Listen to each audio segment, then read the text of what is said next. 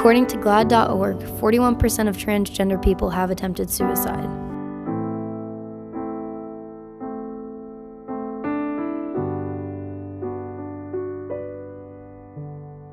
Around 66% of the transgender youth have self-harmed in the last year.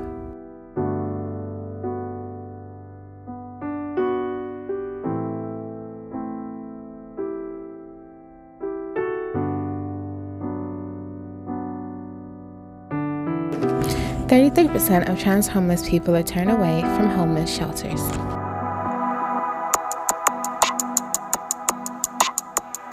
I think what the politicians need to know, or what they need to experience, is a day in our shoes. They just need to live a day in our shoes, hear our story, like take the time out and sit with us, come to our shelters and see what it's like. I don't think that there is a more terrible example of homophobia in our times than tens of thousands of teenagers being thrown out of their homes, deprived of economic support, deprived of love, and have their lives endangered out on the streets. Today, there are approximately 3,800 homeless youth in New York City. It is estimated that 1,500 of these youth identify as LGBT.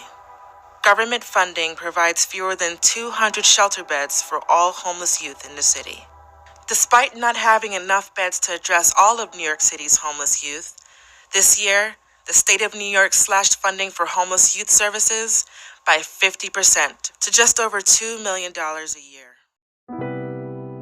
39 out of 50 states have no law or policy in place to prohibit discrimination for insurance plans for those who identify as transgender, so the lack of health care leads to a poorer quality of life.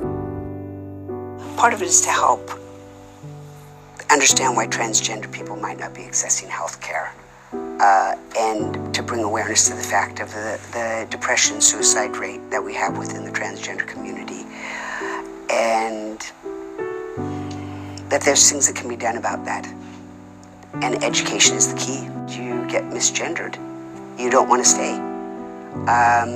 It means a lot if you are asked, what pronouns do you use?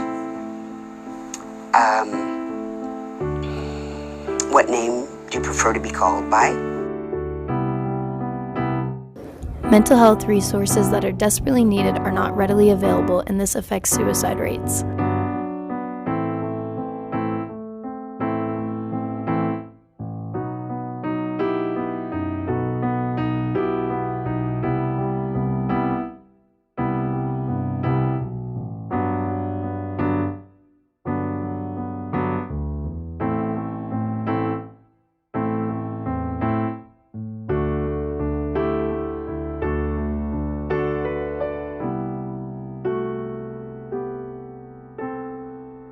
According to HRC.com, more than half of female-to-male trans people attempted suicide. Suicide last week of a transgender teenager in Ohio has drawn heightened attention to the challenges that transgender and lesbian, gay, or bisexual young people face, and prompted something of a national conversation on the subject. Hari Srinivasan has our report. Hundreds gathered at a candlelight vigil in Columbus, Ohio this weekend in memory of transgender teenager Leila Alcorn. The 17-year-old who was born Joshua is believed to have killed herself late last month.